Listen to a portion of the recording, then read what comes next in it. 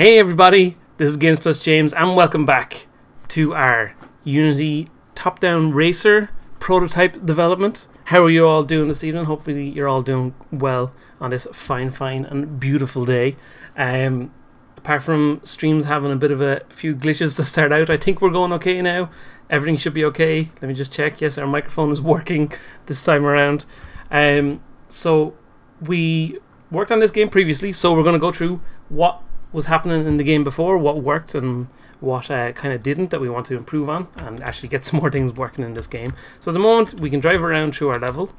We have, if I highlight my lap trigger thing, we can see every time we hit one of these little triggers, it hits our little check marker down here, so we can drive around and we can drive around the lap, and when we get to the finish line our lap gets added one on, which is perfect. That's what we wanted to do, and we can drive our car around and have a little bit of fun while we go, which is just kind of what we want to do. There's a bit of an error in our lap system at the moment though, where if, for example, I'm going to drive around this one here, so we missed that trigger area there. Now I can drive through all the rest of them, and at the moment the triggers are kind of small, so we probably want to make them a little bit bigger. You want to make it a little bit easier on your players. You don't want your player to be able to just go wherever they want and complete a lap, because then they could just keep driving across the finish line and keep getting laps, which that's not what you really want to happen. But at the moment, now that I missed that one, we see we go across the finish line, our lap counter doesn't go up, which is sensible. That's what we wanted to do. But what we don't want to happen is, now if we go to this one, now it gets counted as a lap. We've gone up to 3 laps and all our things get reset, and we start from this point going around. So we want to do something to prevent that. It should be a relatively simple little fix. 6 AM in the morning in Australia, that's early in the morning to be watching some live streams. But yeah, so we got the basics of this system in place. What we also want to do is maybe create some other cars on the track for our player to drive around with. We can see how we get on. I have a little list of just things to do here, and we also, we need to have a way of completing our level. We should probably be able to put a little graphic on the screen to say how many laps we've done as well. But yeah, welcome to the stream everybody. We're here enjoying some game development action. We've had a little bit of a break from streaming for a while, but we're hopefully going to be doing a lot more over the next while. How is everybody out there in the world of YouTube today?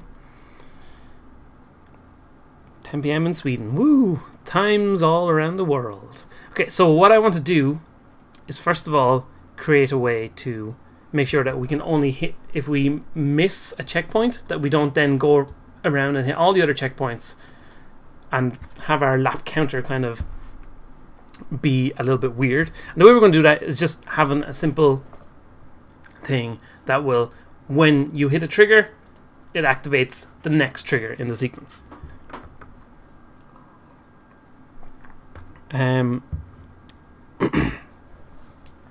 That's why I watch you, it sure is. It's much appreciated indeed. Andrew, hello Andrew. Andrew Doyle, not just plain Andrew.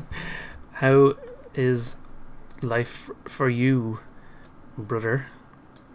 So we've got all our little triggers around the track. What we want to do is set it so that when you hit one trigger, it activates the next trigger in the sequence. So we already kind of built a little system to do that, which was to deactivate this one, because this is supposed to be the end point of the track, and we set a little script that on this object here, when our player runs into this object, it will activate the one at the finish line, which allows us to be able to complete the lap. So what we're basically going to do is kind of just use the exact same thing, but instead of that, what's going to happen is this one will activate the next trigger, and then it'll deactivate itself. So basically there'll only be one trigger active on a time, and our player has to be able to hit that to continue on in the game. So let's create that script. We're going to say activate next checkpoint. That's what I'm going to call it. Open this up here. I'm going to make this text a bit bigger so it's easier for everybody to see.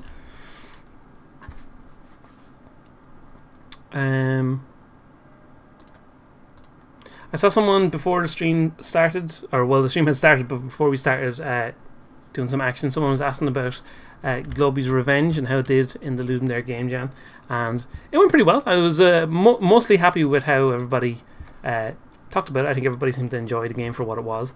But I'll be doing sort of a kind of a post-mortem of Globey's Revenge. Hopefully next week, looking at what went well in it and what could have been better, basically, which is something I wanted to do. Now that the voting and all that stuff is over with Ludum Dare, now we can go back and look at the game and see what went well and what could have been done better and what kind of didn't go according to plan. But that's fun, and it's a good way to examine. It's always good to look back on the things that you've done and examine, like, what could I have changed to make a big difference, and what other work could I put into it to make it better. Okay, so we've got our activate next checkpoint script. If I go to our activate first trigger, all this did was when a player entered the trigger zone, is set a certain game object to be true. So basically that's what we're going to do here. So we're just going to say a public game object next trigger,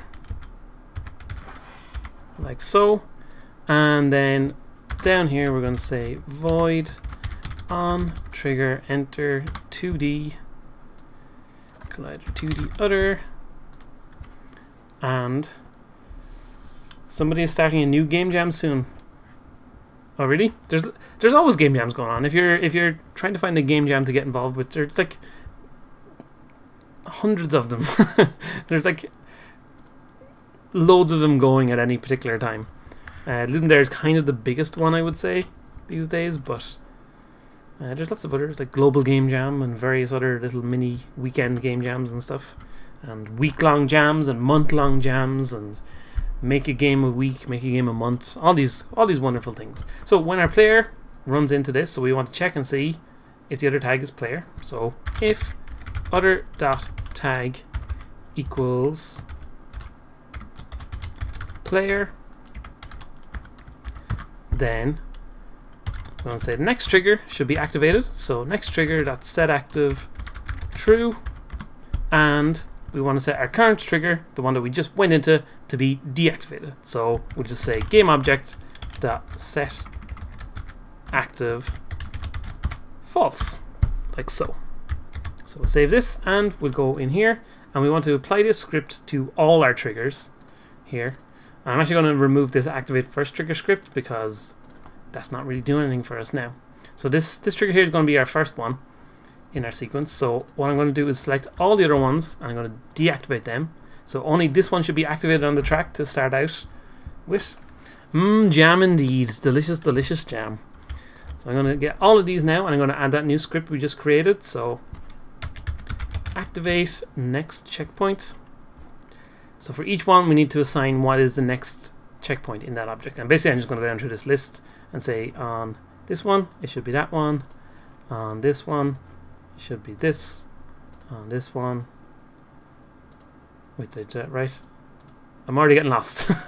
On this one it should be that, on 4 it should be 5, on 5 it should be 6, on 6 it should be 7, on 7 it's 8, on 8 it's 9, on 9 it's 10, on 10 it's back to the original one, and then on the original one it is 1. Okay, so let's run around the track and see if this works for us. We should be able to see it in action. Rowan Cooper, you're making an online 2D platformer. It's going good. Cool, that sounds awesome. It reminds me of auto racing on the Intellivision. I can't say I've ever played that, but that sounds good. So you can see our zones are being activated. If I just switch back to the view here, you can see now only this trigger zone is active. So it is only activating the next one. If we look at our script over here, we can see every time we run into one, the next trigger should be becoming active in the list. So perfect. That's pretty much exactly what we wanted to do. We run around the track now. We've done one lap.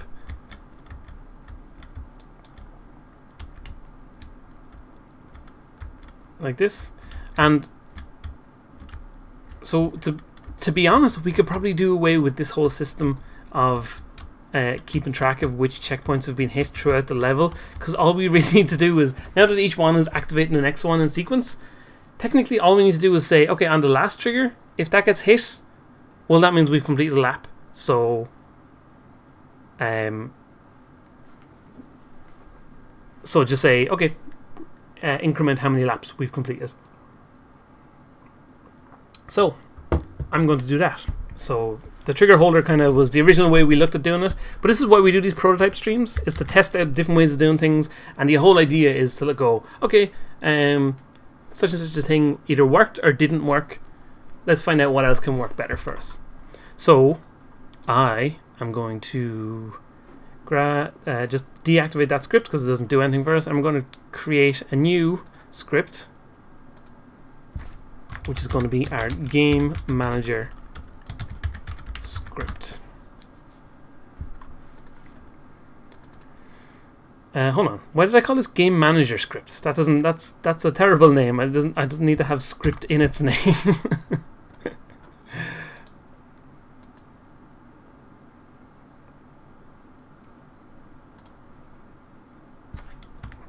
It just needs to be the game manager. There we go. Okay.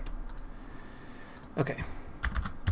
So public int laps completed is basically all we're going to do, and on the activate next checkpoint we're going to add an extra thing in here, which will be actually we don't even need to know what the game manager is, but what we will do is say public bool is last checkpoint. And then what we can say is, if we set last checkpoint to be true, so we'll only set that to be true on whatever is the last checkpoint on our lap, and say if is last checkpoint, well then what we should do is find the game manager. So find object of type game manager. We should actually do this before the object is deactivated, just for logical reasons. It won't actually it's not that it wouldn't run or anything like that, it just kind of makes more sense in a flow here like this. So on find object of type game manager, we want to say the laps completed plus equals 1. So we're adding 1 to how many laps have been completed. Save this, go back in here, we're going to create a new game manager object. We could just attach this to the camera or anything like that, but for now we're just going to go with the game manager object. So let's hit oh no, actually let's not hit play. Let's go to the final trigger here and say that should be the last checkpoint. So then we can hit play, and if we go to the game manager, keep our eye on our laps completed.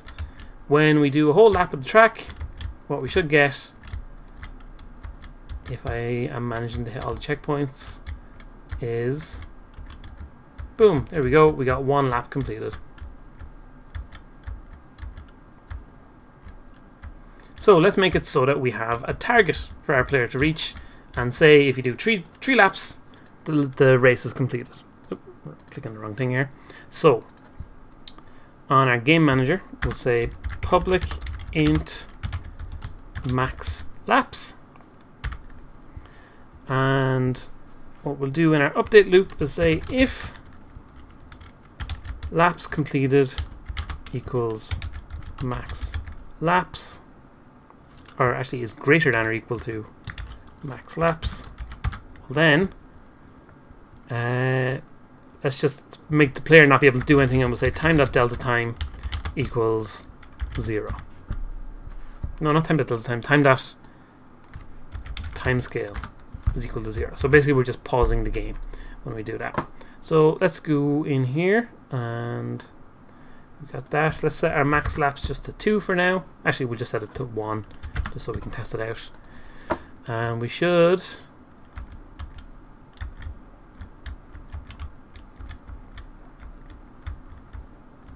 once we get all the way around, there we go, we got to the end of the line and it paused our game. Now what we probably really want to do is let's add a little bit of a counter. So public float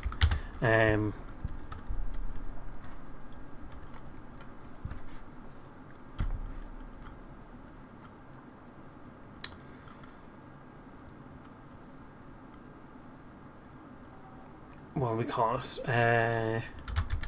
End of lap timer. So when we get to if laps completed is greater or equal to max laps, then what we'll do is count down our end of lap timer, and then if end of lap timer is less than or equal to 0, so if our counter goes down to 0, then we'll set the time to be paused like that. Okay, and one other little thing we want to do is as soon as we cross the finish line, let's say okay, the player is no longer in control of the car, so we'll just say we're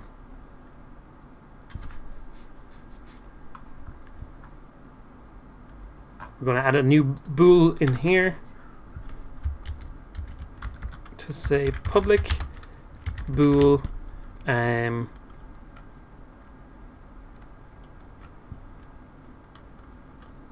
say cannot take input. So in that situation we'll say if not cannot take input, so basically if we're allowed to take any input, then do all this movement stuff that we've already set up for the car. So all this is done on movement like that. It should work. Save this,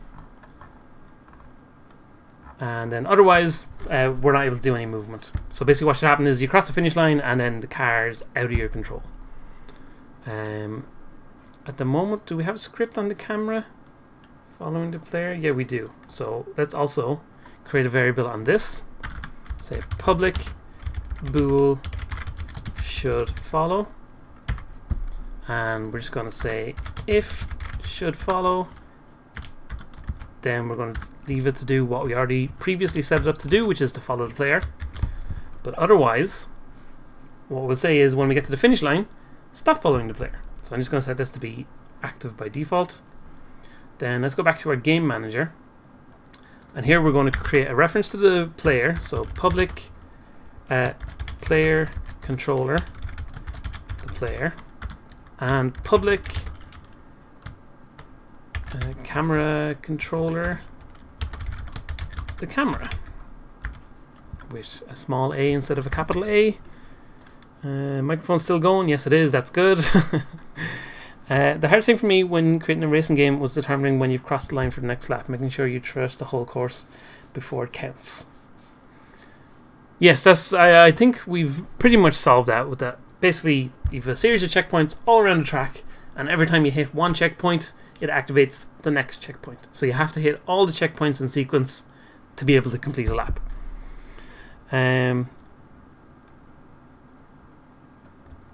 Okay, so we've got those things. So basically what we'll say is when our lap's completed, so basically as soon as we cross the finish line, well then the player, or sorry, not the camera, the player dot cannot take input should be set to be true, and the camera dot should follow should be set to be false.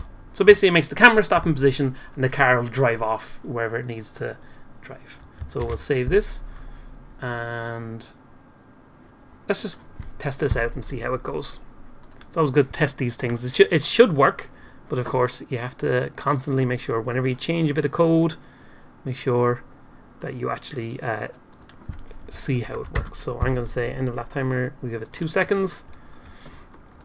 Now we'll drive. We should only have to do 1 lap.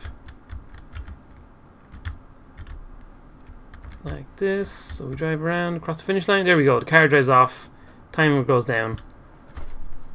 Just the way we want to do. Now we'd obviously want it to display some stuff on the screen as well. But for now, that should be okay.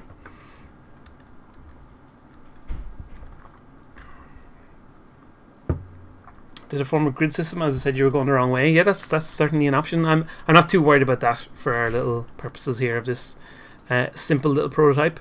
So we've got that basic system in place. Let's go ahead and create a bit of a simple UI. So game object UI, a bit of text. Let's zoom out. I'm going to change this to scale with screen size. Boom. I kind of like to keep it nice and simple like that. Okay, so let's grab our bit of text, put it up in the top corner up here. I'm going to anchor it into the corner, and then I'm going to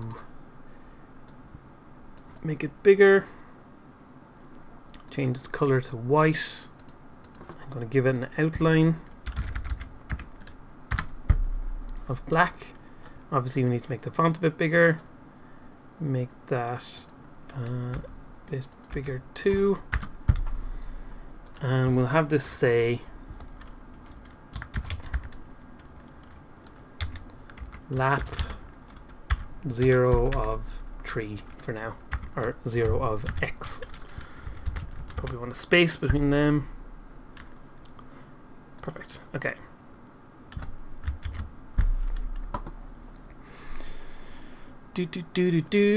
So let's write a way for our game manager to be able to send that information out. So here we're just going to say that we are using Unity engine.ui because we want to use the UI bits and pieces. Then we're going to say public, if I can spell public text lap text. And then in our update loop, we just want to say lap text dot text equals so currently it says lap, so lap space, then we want to say whatever our current lap is. So what do we have that called? Laps completed. So laps completed plus then a space and a slash, just like we have over here, space slash space, like that. And then we also want to say our max laps. And that should be it. So we'll save this, go back in here. What's your next project, James? What do you mean in terms of next, like tutorial series or something like that, or what kind of stuff do you mean? So game manager, we want to drag that bit of text into there. Now if we hit play, if I drive all the way around, we should, all goes according to plan. There we go, we hit lap 1 of 1. So let's just test it out with a few extra laps. So on our game manager, let's set it to 3 laps.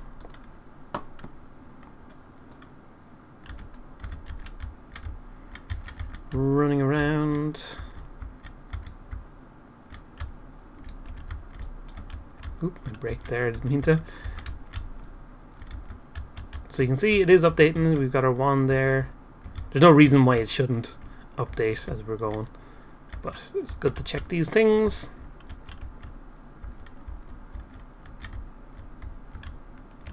Driving, and boom, there we go. We hit cross our line. Lap 3 of 3. So perfect. It's doing exactly what we wanted.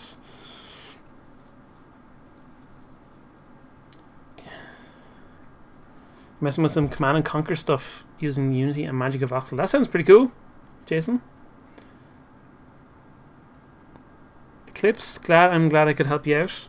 Don't you use namespaces, James? Not really, not too much. I try to keep things nice and simple, especially here in our tutorials. And especially when we're just prototyping and working things out, keep it all as nice and simple as we possibly can. For the toots, can anybody have a vote, but you pick the top 5 and pick one of them? Could be interesting. I have some various tutorials in mind at the moment that we will get to over time as time goes on. We've plenty more. I want to keep doing these prototype development streams because I think these are fun. These are interesting, and it's a good time to answer questions from people as well, which I like doing.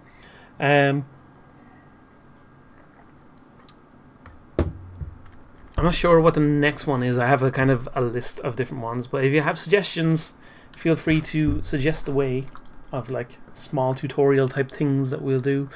Maybe like a, I don't know, a turn-based battle prototype. I don't know, something like that. Like I said, I have a bunch of them written down on a list, but I just can't remember what it is right now. Okay, so we've got the basics of our game in place here.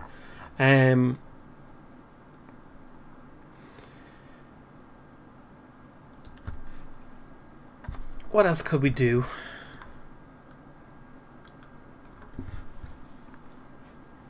The blue background, could you fix that? Could. Let's actually...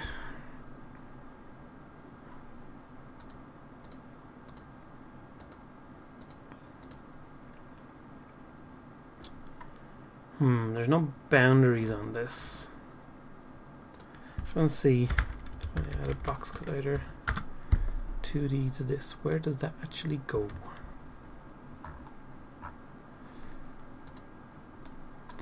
Yeah, it's up in the top left corner, isn't it? Okay, that's not used to me. So yeah, we could fix this blue background here. So let's just do that, and then we're gonna try add another car into the game. So on our camera controller, all I'm gonna do basically is assign 2 different points, one up here in the top left and one down here in the bottom right, and make sure that the camera can't go beyond those boundaries. It's a very simple and very straightforward way of doing these things. So I'm just going to say public transform top left and public transform bottom right. There's different ways of doing this just by like automatically getting the size of something like that, but for the moment we'll just keep it nice and simple and do it like this. So to do this, basically all we're going to say is, so we're setting our transform position, that's fine. What I want to do is say we're going to have a private half height. Oop, that should be a float. Just thinking for a second. Half height.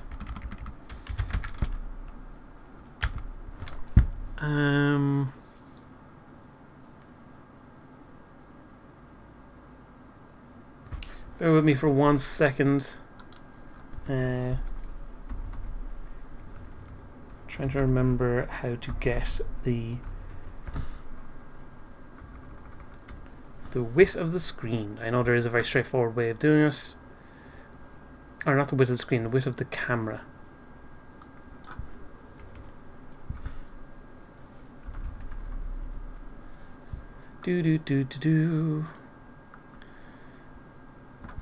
That should be half height to start out. Just while I'm looking at this, let's just very quickly go var cam is equal to camera dot main. Oh no, that should be a capital C camera. Camera dot main half height is equal to cam dot orthographic size, like that, and width is camera aspect. That's it. So it's half the width is equal to half height multiplied by camera dot aspect. Perfect. We didn't actually create the half width bool, or sorry, half width float. I am not a half width. What are you talking about? Private float half width, like so.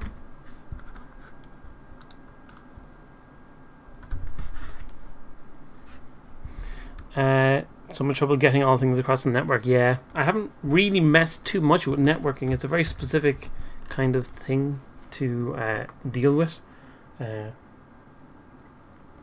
as I'm personally not a huge multiplayer person in general, it's not something I've really spent a lot of time looking at. Okay, so we've got the height and the width of our camera. So now we can say, okay, take those points in the top left corner and the bottom right, and we want to add the width and the height of the camera basically as a buffer to stop our camera going outside those areas. So basically what we say is, down here we say transform.position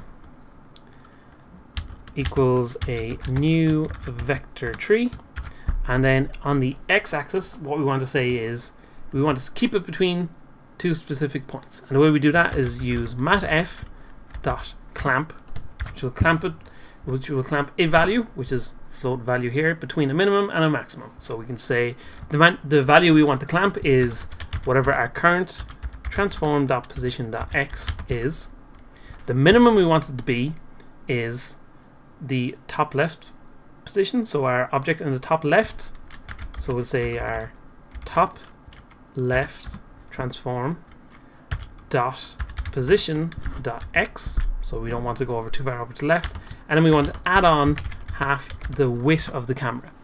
So basically what we're saying is that if the camera is going all the way over to the left as far as it can possibly we want it to be, then move it back half the width of the camera. So then it will say, so then the edge of the camera will be at the edge of the screen basically.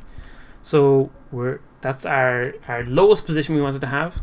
Then the most position we want our transform to go to is our bottom right dot position dot x minus half width, like so. So that's perfect. That's what we want to do on the x-axis. We want to do the exact same thing on the y-axis. So matf.clamp between, or sorry, transform.position.y. We want to clamp that between top left dot position.y minus half height, and then the lowest we want it to be is bottom right dot position dot y plus half height.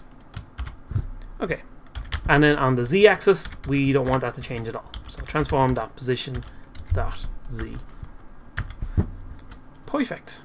So that should mean that our camera will be clamped into position, but of course to do that we're going to need two objects, one at the top left and one at the top right. I'm going to make them children of the game manager because it won't be something that's moving around.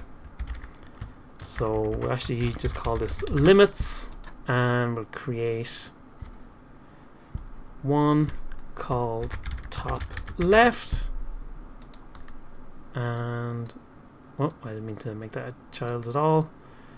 We'll call another one bottom right, like so. How memory hungry are canvases? I have one on each unit. I don't think they're too bad, really. I don't think it's the worst thing in the world. It depends on how often you're updating them, basically. If they're all being constantly updated, that's probably a problem. They should be updated when it's necessary to make a change. Like, for example, the system we've set up where the lap counter is constantly updating the whole time. That's not really the most efficient thing in the world, but it's not, for the purposes of our prototype, it's not really the worst thing. So I'm going to move this up here, and I'm going to snap it into position up in the top corner. That should be okay up there.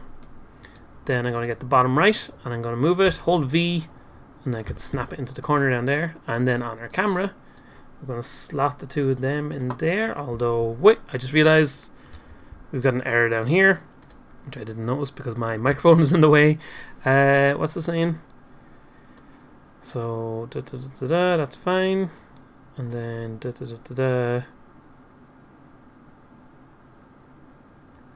what is going on here? Oh, there's a comma there. That shouldn't be there. Save. Okay. That should be okay. So now we've got our slots here. So we'll drag our top left into there, bottom right into there, and we'll do like so. Okay, something weird's going on there anyway. Let me have a look here.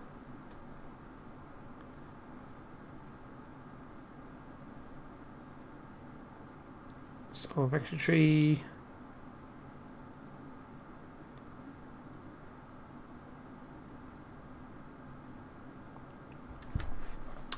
Have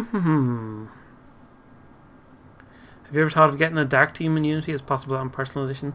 Yeah, I just haven't got it going basically. I'm perfectly happy with the theme we already have, and especially because we do a lot of tutorials here on the channel, we want to kind of have our Unity looking as close to what Unity looks like for most people in general. Most people do not have the dark version of Unity because that is the paid version, so we're keeping it nice and simple and sticking with the default version that everybody can see. It's why I didn't switch to using MonoDevelop for a long, or sorry, I didn't switch to using Visual Studio for a long time here on the channel, because it wasn't bundled with Unity by default, but now it is, so it's sensible to use because it is a lot better than MonoDevelop is. Question, why a vector tree? Because Unity deals with vector trees for transform positions. You have to use a vector tree. I'm very confused about what's going on here. So it's definitely on the y-axis. So top left position dot y minus half height plus half height. Let me just do a debug and see is there anything weird going on here.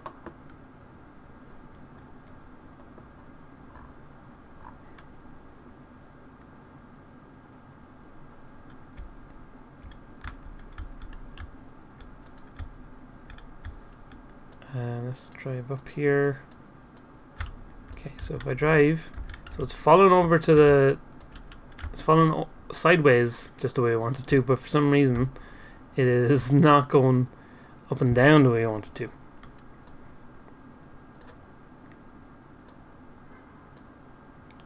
So when the camera goes above a certain point, what is going on there? Maybe I have these the wrong way around. That could be the problem. I think that actually is the problem. Paste you. Just strange, I didn't think that would cause an issue. There we go, that's the way we want it to be.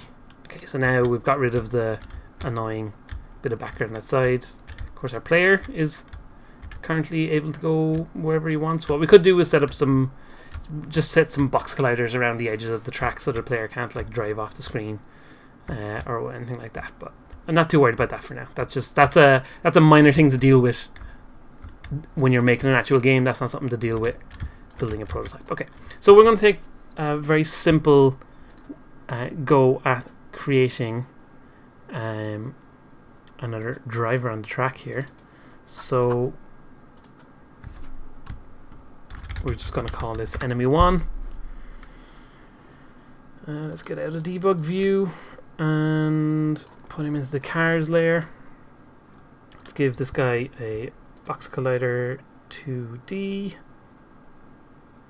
Shrink that down like that. Let me have a look at the player. What does the player have on him? Yeah.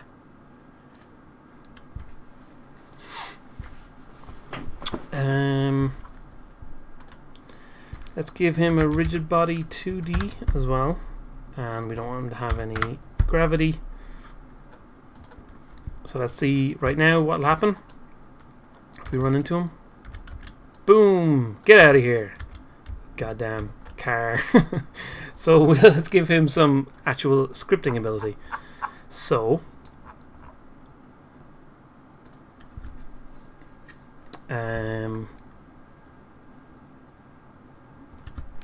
just having a little think about how this is going to work. So basically what I'm going to have happen is this little guy is going to go towards the next trigger zone on the track. So let's create a script. AI driver. And let's look at how we're going to do this. So let's get some basic things going first. So we'll want to say public float move speed. We're going to want a reference to all those triggers. So public what do we have on all of them? Our lap triggers here. currently they have all those lap trigger scripts attached to them, which we don't really need anymore. So I'm just going to deactivate that off all of them. But we do want them to all have the activate next checkpoint script. So we're going to say public activate next checkpoint. And because this is going to be AI, our AI won't be cheating, so it'll definitely be going towards the nearest point. I have the plus account, £35 a month, but I can only get that on one machine I'm running. Oh yeah. I think the AI will be the most difficult. It shouldn't be too bad, honestly. Shouldn't be too bad. So we're creating an array of all the checkpoints around the track. So public, all the objects that have them. We'll call this checkpoints, and then in the start we're going to say checkpoints equals find objects of type activate next checkpoint. So we'll just find all the checkpoints on the track, although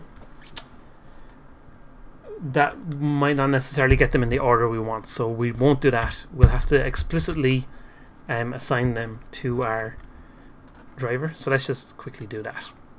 So instead of enemy, I'm just going to call this AI car 1. Okay. Let's give him that script. So AI driver. We'll give him some move speed.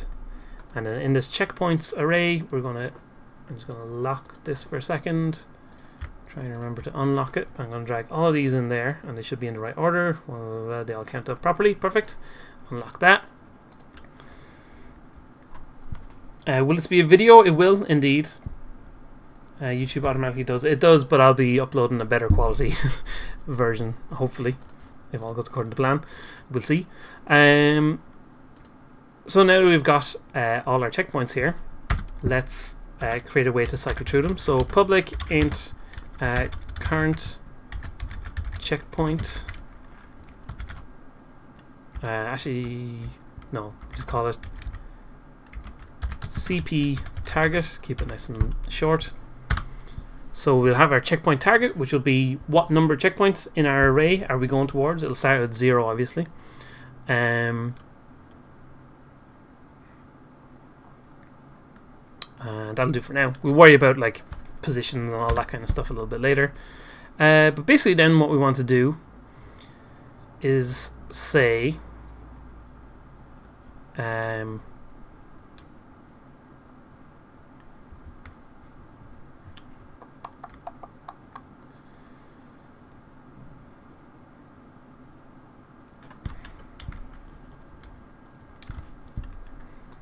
let's just create a private float direction to next CP. That shouldn't be a float, that should be a vector tree. And see if I can remember how to determine the direction between one thing and another. So direction to next CP equals vector tree dot, oh, not distance. Is it angle between? Is that what I'm looking for? Or angle? No. Maybe it is. I can't remember. I'm trying to remember.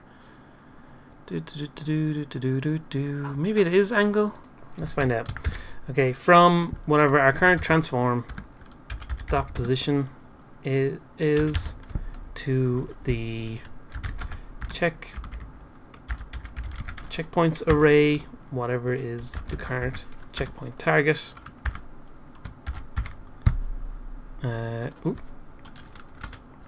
Dot position, no, dot stop that now. Dot transform dot position. Okay, why are you? Oh, that should be checkpoints. There you go. Hey, what are you doing here?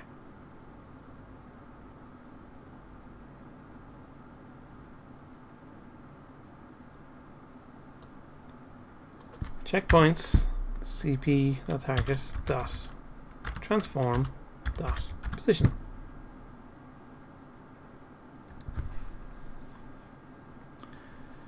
Unfortunately, James cuts the chat off. No, no, the chat should be there. It was an error in the previous video that the chat wasn't there. The chat should be still on the video when it's done.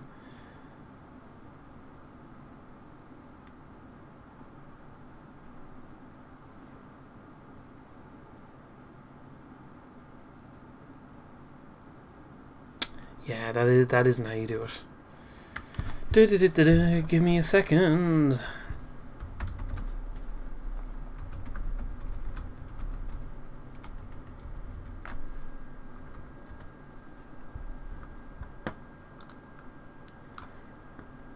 Good thing about Unity in general is the availability of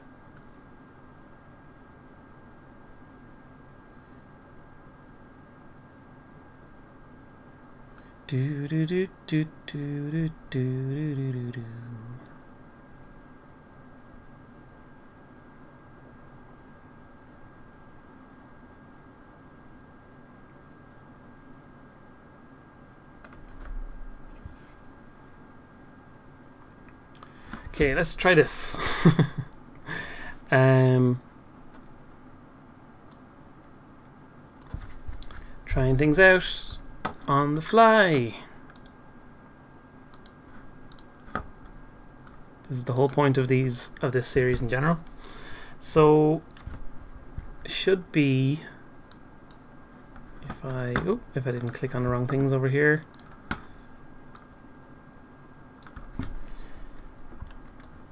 Let's just comment this out for a second.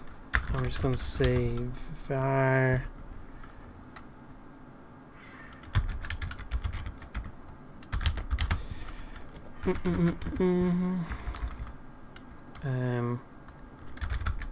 checkpoints CP target. So the position of the thing we want to go towards, we want to minus the player's position. Oop, no. We want to minus is transform dot position, like that. Oh, that should be transform position, sorry. Dot transform dot position. Then we want to say distance is equal to heading dot magnitude, like so, and then direction to next checkpoint is equal to distance, is equal to heading divided by distance. And this according to what I'm looking at, this should work for us, but of course who knows, so we're going to multiply that by our move speed. So we're going to say direction, need a reference to the rigid body. So public rigid body 2D, the rigid body. So then the rigid body dot velocity equals, now what we really want to do is do the whole same system that we have on the player controller of accelerating the car and stuff like that. We're not going to worry too much about that. That's simply a process of actually just applying the same thing to our AI cars. So what we want to do is focus on getting the cars moving.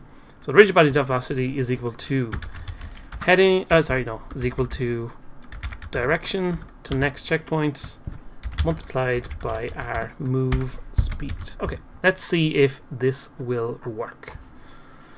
Who really knows? Who really knows? Does it have to be a new vector tree? No, I don't think so. So rigid body, I'm going to pop you in there. Checkpoint target is currently 0. Let's see if this works. It did work. Our car, the guy went there. Let's just click and drag him away for a second. There we go. He's going towards the position there. Nicely done. Okay, so it does work. It's getting our guy towards the position we want him to. So let's set it up. So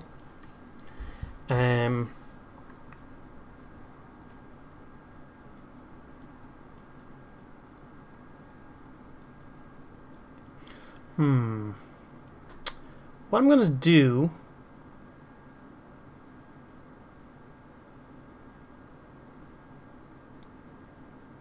Yeah, okay, what I'm going to do is, instead of this being based on our activate next checkpoint, I'm going to make this based on just transforms. So that's our array of transforms there. It won't really make a difference here, but we could actually just get rid of this extra thing there. Save that. So let's go back in here. Now what I'm going to do is create a new empty object that we're going to call AI triggers. I'm going to grab all of these and, oh, no. I'm going to grab them all, duplicate them, and put them in the AI triggers area. Then I'm going to make sure that they are all activated, like that. And I'm going to change the layer that they're on to be a new AI layer, like that. And I'm going to put layer AI. Actually, no, just we want AI and we also want AI trigger. We'll have all these trigger zones here, and these will be all on the AI trigger layer. And I'm going to remove the activate next checkpoint. So remove that. And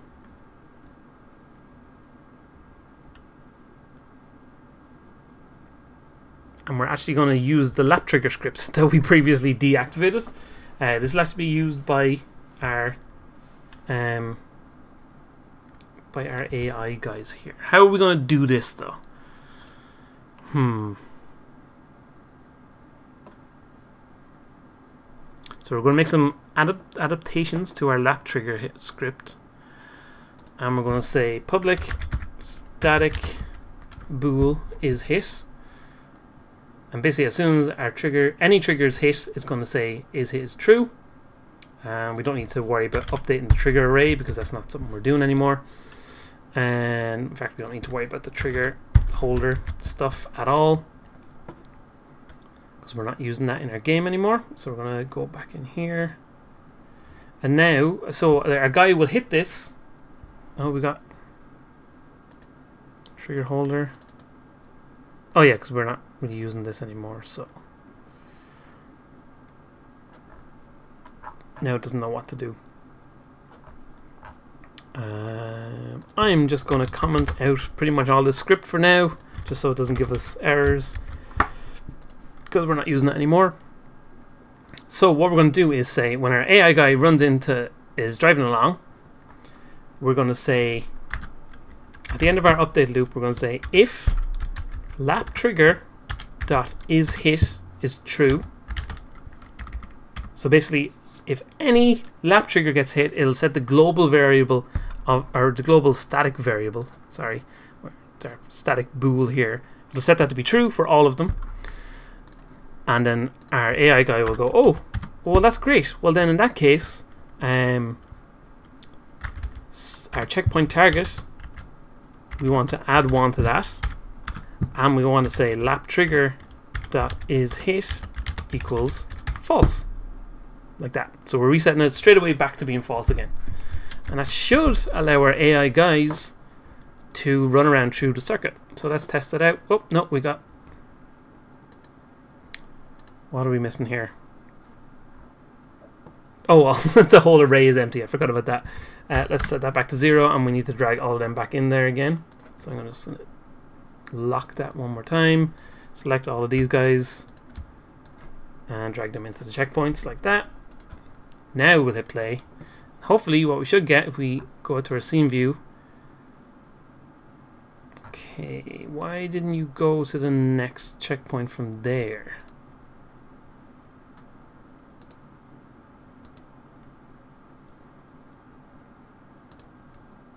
Oh, because it's hitting this one.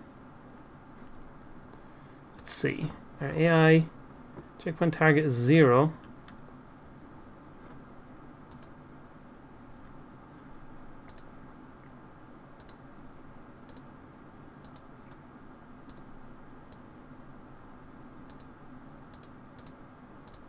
These are like all out of sequence, I just realized completely.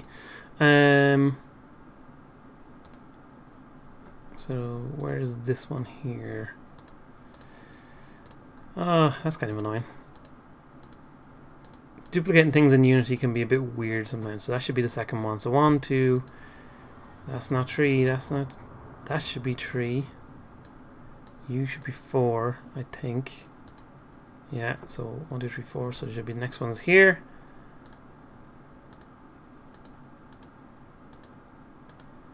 There we go. All out of order.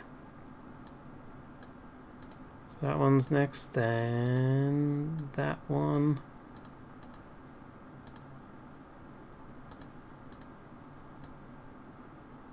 You should be second last. And you should be there.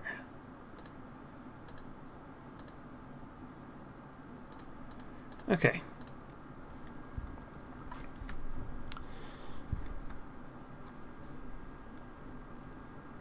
You need to check which is the closest eventually, as if cars bump and one goes off, you need to search the correct way around as well. Oh yeah, you're right. This won't work. This won't work at all if there's multiple cars in action. Okay.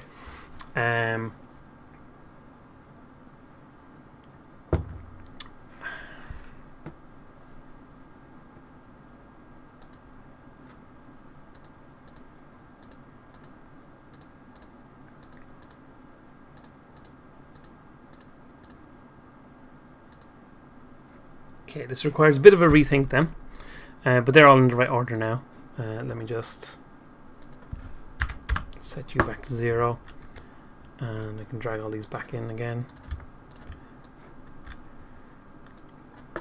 I kind of want to see why this isn't working though, so now that I put them in the right order or whatever. Okay, so Mr. AI car just hit that. Well, here's why that wasn't working.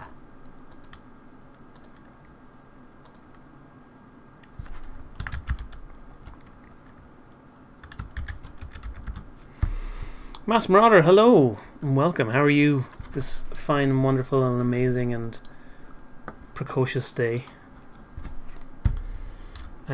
So our AI car, we want to give him the AI car tag, and then in the script, blah blah blah blah blah. Our lap trigger. Oh, that wasn't even looking for an AI guy. Huh. Weird. Well, it doesn't even have a... God damn it. Okay, well, I'm just going to ignore that. So we're just... let's just go here. So public void... Not public void. Just void on trigger enter 2D. We're going to say a new if other dot tag equals AI checkpoint, which I haven't created yet, but I'm about to create now in a second. So let's just do that. That should be other, like so. Okay, let's create this tag for AI checkpoint, a small p. You're out training. Sporty indeed. So AI checkpoint, what we're going to do is create a new script to deal with all these checkpoints, because we want to do something a little bit different with them. So let's say in our scripts folder, create a new script that we're going to call AI checkpoint.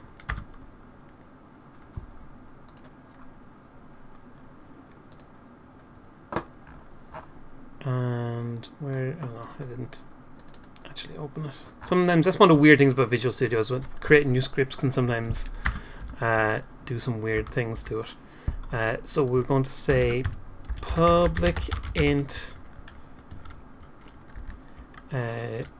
CP number.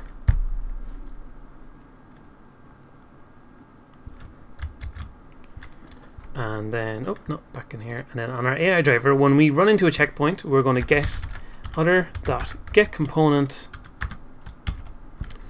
AI checkpoint, which we just corrected or created even.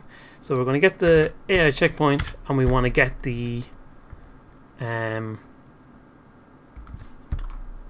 we want to create a variable to store this. We want to say var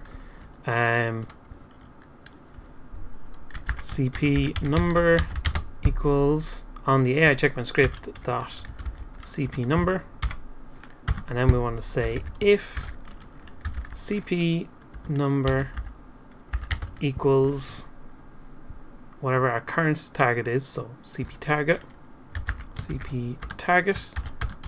then CP target plus, so we're just adding one onto it.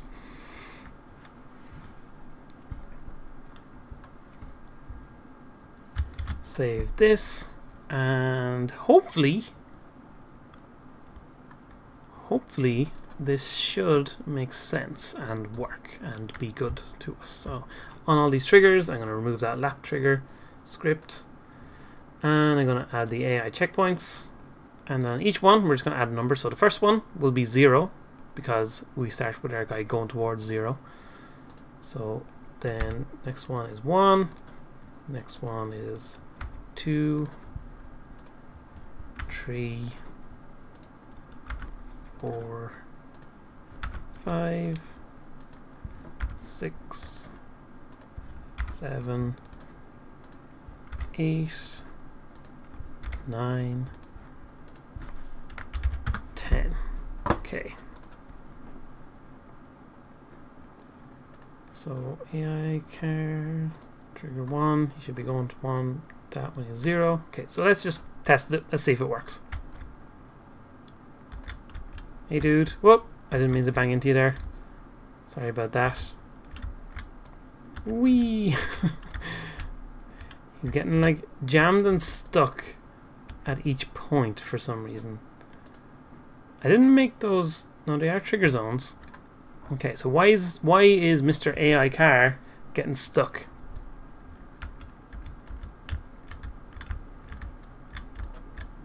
Okay, so at the moment,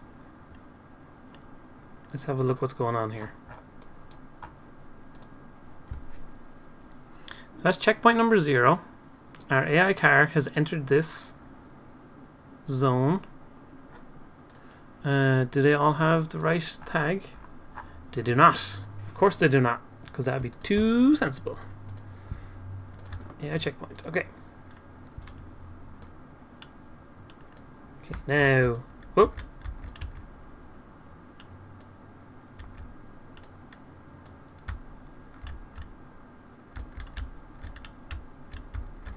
Okay, so you can see he is actually going around the track just the way we want him to. Which is that's kind of what we want him to do. So basically the thing to do then would be to create a lot more of these and make him go towards them the way he should. So at the moment all of them are actually like way too wide. So what happened, we saw was him move kind of strangely. So what I'm going to do, I'm just going to rearrange the positions of some of these now. So this guy I'm going to move to the outside. This one I'm going to move up to there. This guy I'll move down to here a bit so it gets a bit of variety in the track. So move that to the outside there. Move him to here-ish. You can go up to here. Put you there. You can go there. You can go there. And you can go, yeah, that's fine there. And then that one is the finish line, so perfect. That's all very good. We need to create an edge case where if our target goes too high, so we'll say if CP target is greater than or equal to the number of checkpoints in our array. So checkpoints dot length. Well, that means we've completed the whole lap with our guy, so make him go back to the start. So CP target equals 0, so he goes back to going to the first one again. Save that. Let's test it out now and see how that goes. Mr. AI over here. So we watch him, he goes around the track to all these various positions. Driving along, he's spinning around like a maniac at the moment, which isn't really what we want him to do, but that's okay. Drive. Going to all these checkpoints. Spinning like he's never spun before. And he gets back to the start. And he continues on to the next checkpoint. So perfect, that's all fine and dandy. On our little dude here, we want to make sure that he's not spinning around all over the place like a maniac. Rotation to the checkpoints. Yep, that's the exact next thing we're going to do. So basically all we do is say we're going to create a public float rotation speed, and then in our update, our velocity is making us move towards something. Oh, this whole thing is garbage that we don't need anymore. But our velocity is moving us. So let's set our rotation. So we'll say transform dot rotation equals quaternion dot rotate towards from whatever our current position, which is our transform dot rotation, towards our whatever our current checkpoint target is. So checkpoints CP target dot rotation, and the speed we want it to happen is our rotation speed. We'll multiply it by time dot delta time for now, but I think maybe that might make it go very, very gradually, but that's okay. So let's just try this out. Mr. AI car rotation speed, let's give him a huge one for now. And let's take a look so we can see it in action. Oh, he got stuck on a tree. And that's not what we want him to do. That's not what we want him to do at all. I'm going to move this trigger up because that kind of looks a bit weird. So let's try this. Go back to our scene view. So you can see he turns around. That turning is probably way too fast. Let's put that turning back down to 45, say. Let's try that out. So he goes down to the next one. So you'd really want to add more checkpoints and make them more kind of maneuverable. No time.delta time on the velocity. I don't have it on the velocity, do I? No, I don't. No. So it's a very simple way of doing it. It doesn't really look the best or anything, but it's kind of just a proof of concept. That's mostly what I wanted to do here.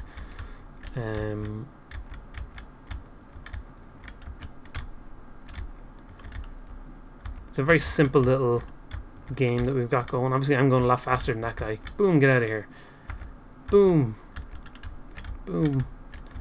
We're not really able to interact with him too much, but we could do that by like applying forces and stuff like that to them, and limiting the forces and things. But that's okay. So he just kind of keeps going forever.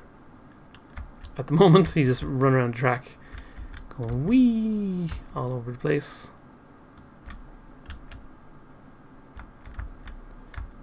Do.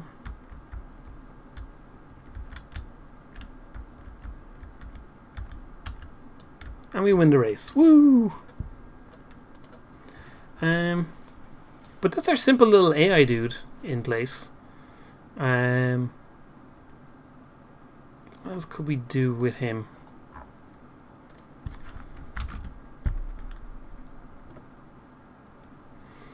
So say for example, at the moment it looks really weird.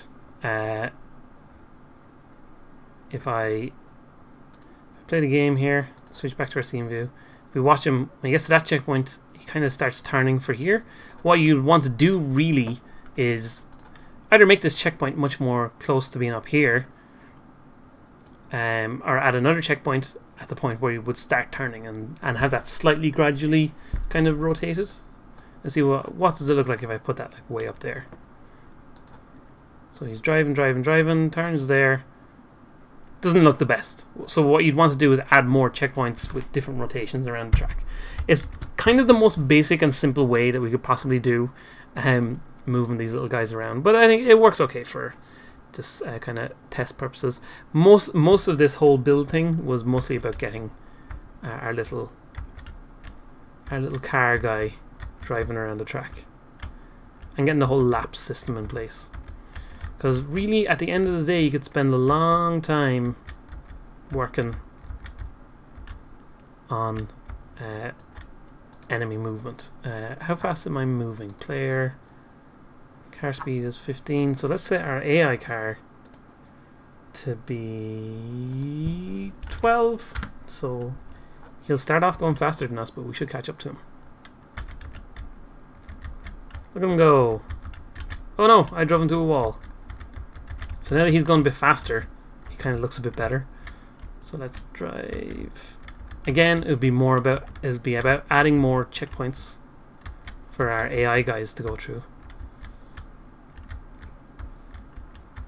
And now that he's going faster, the rotation speed doesn't add up at all.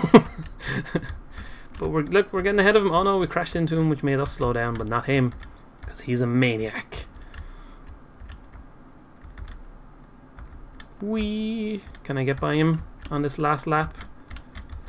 Oh no! We could add that, like, he'll get slowed down. We would need to add the acceleration to him as well. Oh, I think I missed a checkpoint somewhere along the way. That's why I was saying before, we need to make those checkpoints bigger for the player. I think I missed it. Oh no, we got him. There we go. Let's put his rotation speed back up and watch him go.